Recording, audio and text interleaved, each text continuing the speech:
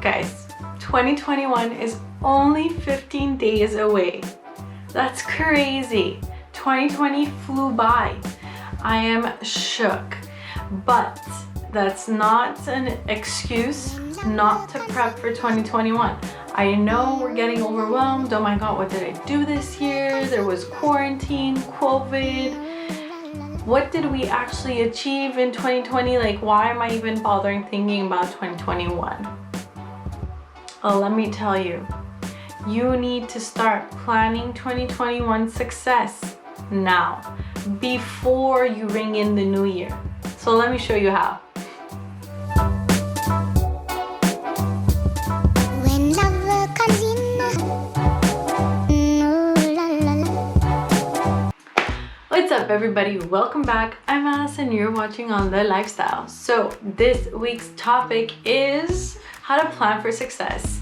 I've talked about this many times. So here's the breakdown. How do you plan to have a successful year? It all starts with reviewing the previous year. So we're 2020, December 15, 16, and there's only a couple of weeks left until the end of the year. How do I make sure that 2021 is gonna be the bomb? Well, I just have to look back and see, how did I perform in 2020? So first things first, and I give all credits to Carrie Green, who wrote Sheening's Business. We've spoken about this book before, and she had shared a PDF file, just like a file that you fill in, called My Perfectly Planned Year. We start off by reflecting, reviewing, and basically celebrating the year. I know we all went through hard times, they're tough times, but we realized a lot during 2020. We appreciated a lot during these times, right? We were kind of confined at home, couldn't go out, couldn't see friends, still can't in some locations, like I am in Montreal. We're probably not going to be able to celebrate Christmas like we used to, so we appreciate the years prior. So here's what you need to do first. When you're reflecting and reviewing, first things first. Write down all the amazing wins that you had all through 2020. So what things did you actually achieve? Big or small, it doesn't matter. You write it all down because they all matter. Next, we want to know, how did you achieve them? What did you actually do to get those wins? You need to write it down so that you could repeat it again next year if you were trying to get to the same goals or a bigger goal. Those steps you took might help you in the future as well. Obviously, we're not going to stop there. Our review is not only for the good things. We want to know, what did we plan to do but didn't? What didn't actually work out? If things went even worse than they were supposed to, for example, many of the businesses throughout 2020 had to close down their physical brick and mortar. So what didn't work out? We want to know, or we also want to know why it didn't work out. Was there something you could have done to make it work? Or was it something outside of your control, like COVID-19 and the quarantine? Also would like you to put a side note on what was more challenging for you. What did you get frustrated about? I hope you remember certain scenarios, some more than others for sure. There were many frustrating points in this year especially, so it's normal if your list is long, but just mention it when you're writing it down so that you know what to work on more in the coming year. If you were frustrated about something that you could probably work on by getting new skills, working on new skills, amazing. Later on in our plan, we'll be able to come back and say, what can I learn to overcome these challenges and frustrations? So if you already know what you need to do to overcome them, go ahead and write that down too. Next, in your reflection section, see what I did there? Write down what are the things that you learned. So the important lessons 2020 gave you, jot it down now. So one day if you're asked to interview and they tell you, what's the biggest lesson you've learned? Well, you have them written down, just pick one. Also very important, mention all the tools and resources that have helped you throughout the year. There are so many applications, so many websites, so many tools out there. Not all of them were right for you. You probably tried out a couple before you decided, okay, these are the apps, my go-to apps. These are my go-to websites. This is where I edit. This is where I post. This is how I plan. Note down all the resources and tools that worked for you, so that way you don't waste your time trying out other kinds of applications or trying to find other resources when you already have all the ones that you need. All right, so the next portion of the review is mainly for those who have a side hustle, a business, or if you're self-employed. So we want to know, how was your success throughout 2020? So we want to know what products and services generated the most revenue for you. And if you're more on the influencer side, so if Instagram is or YouTube is your go-to revenue or one of your revenues or one of your stream of income, then you want to note down what kind of content generated more engagement, or what kind of content generated more money if you're monetizing already. So that way you could just create more stuff like that. We also want to know what made you the happiest this past year. And finally, for this section of the business section is basically the financials. What were the hard figures of your business? What was the revenue? How much did you actually pay yourself? What were your expenses? And finally, what was the net profit at the very end? Once we know all this, and especially if you break even, then you know you had a good year. If you had profit this year, well, congrats. I know many people didn't reach their goals. So very important to get clear on these figures because it'll help you create goals for 2021 regarding your business. Now, another part of the review section is marketing. And by marketing, we mean what was your reach like? So if you're an influencer on Instagram, in the insights, there's a section called reach, and you can choose for the full year and see what your reach was like for the whole year. So this is not strictly for Instagram, it's for any marketing tool that you're using. So whether it's Facebook, Twitter, Instagram, LinkedIn, your website, you want to know exactly how many people reached those links so you could gauge better on how many you want to reach next year. So have a column that says 2020 and write down all the marketing tools that you're using and write down the number of reaches per marketing tool, and then right next to it put 2021 and write down your goals for the next year. So in this marketing section, you also want to know what was the biggest lesson you learned, and also which tools helped you the most. What were the most significant ones for your business? For example, for myself, it was Instagram and YouTube.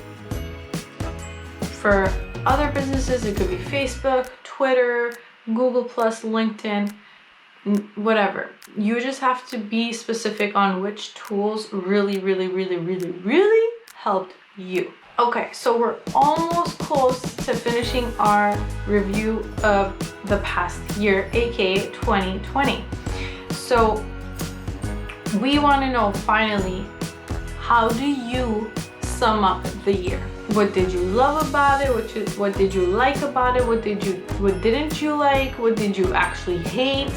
How would you sum up 2020? Write it all down. And then Once you've summed it all up, create a table where you write the best for everything.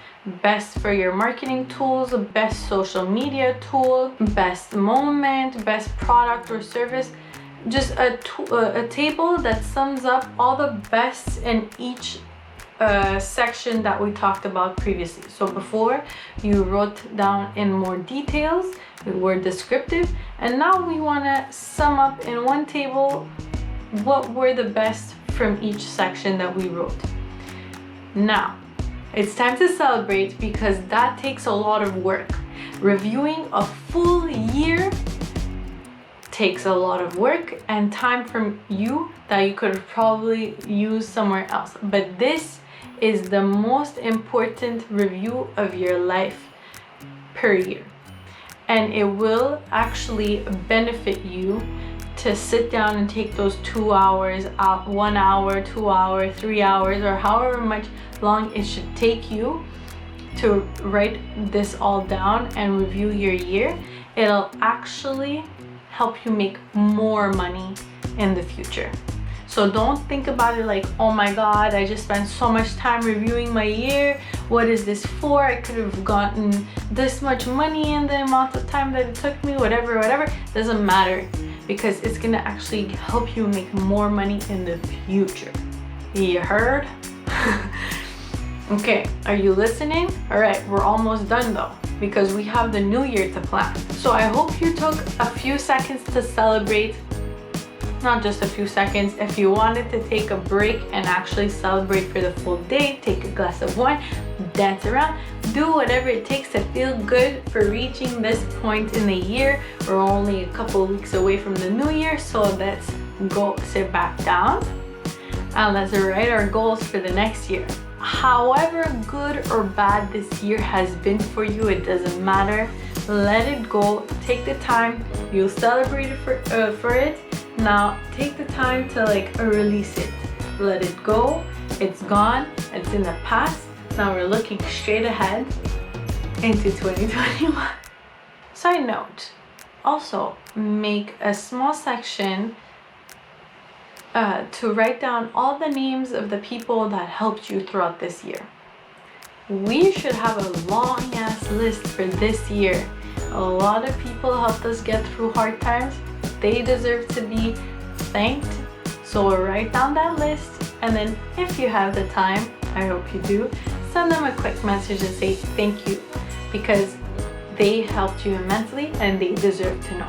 All right, so this next section, also I can't take credit for. I mean, the way that I'm explaining it to you is the way that they've presented to me. That's why I can't take credit for it. But everyone who's ever written down goals, they've always had a way to do it, or they know how to do it. So in a way, it all comes back together. But I really specifically want to share with you guys how my personal coach sits down and plans the new year. So this section is pretty fast because it's called the rapid planning method. So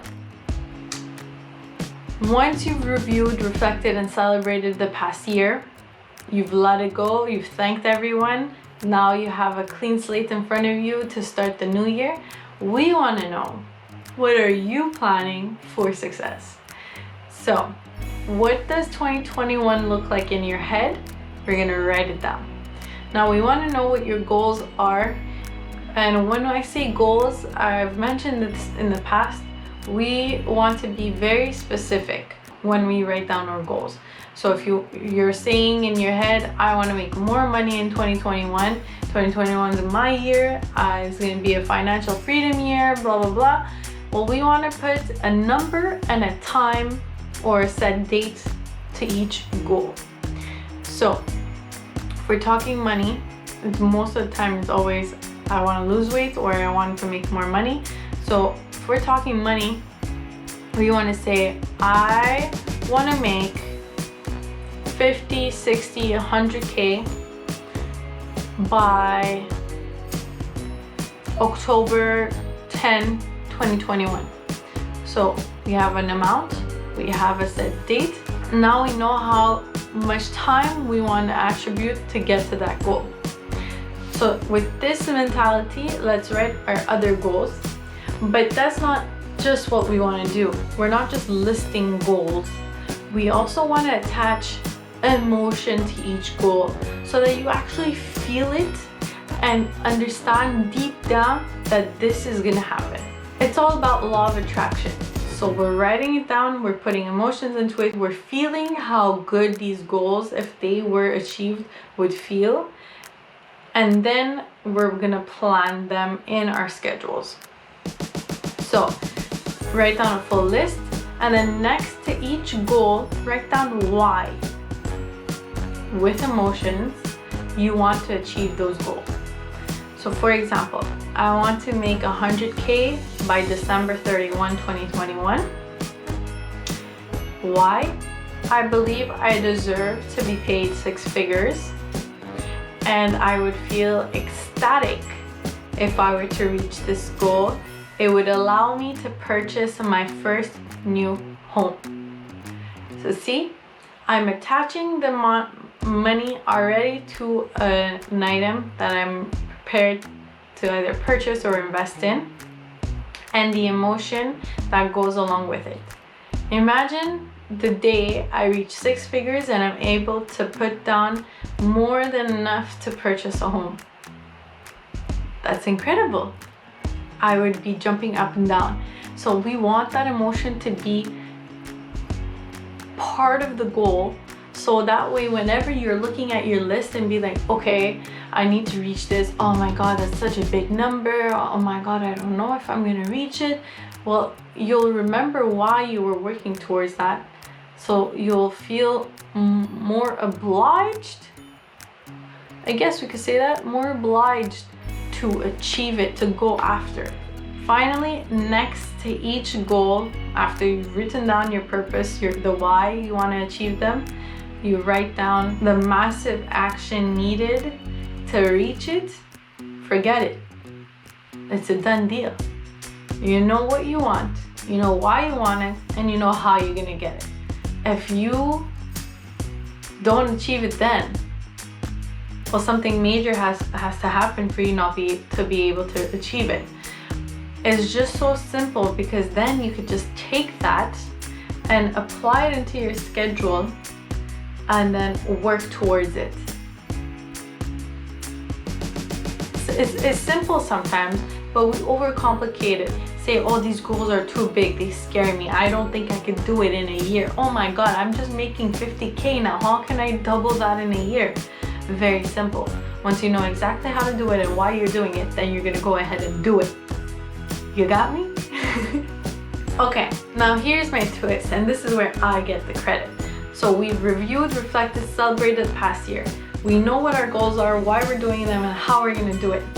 Now you take your calendar, and then you take the list of goals you have. Okay, calendar, list of goals. Since we've given a time frame to each goal, we know how long they're gonna take. So if you have to break down some goals to even smaller objectives to be able to reach the bigger goal at the end of the year, or however long you put yourself to reach it, you put in those objectives into your calendar. So that way, you know, by the end of January, you need to achieve this. By the end of February, you need to achieve that, etc., until you reach that specific goal that you wrote down. I could go on and on into how to plan the perfect year, but it all starts with reviewing, reflecting, and celebrating your past year, and then writing down specific goals with why and how. If you want to get into more details on how to apply your goals and how to actually achieve them in the new year, there's a video I've already made previously explaining this. Click here. And I highly suggest you invest in a proper planner to be able to organize yourself. So I hope you got some value from this. I know it was a lot in a very short amount of time, but I assure you, if you take these steps before January 1st, 2021 arrives, then you've already set yourself up for success, huge success in 2021. Okay, I pray and wish you the best of luck and that you're having a great year despite everything.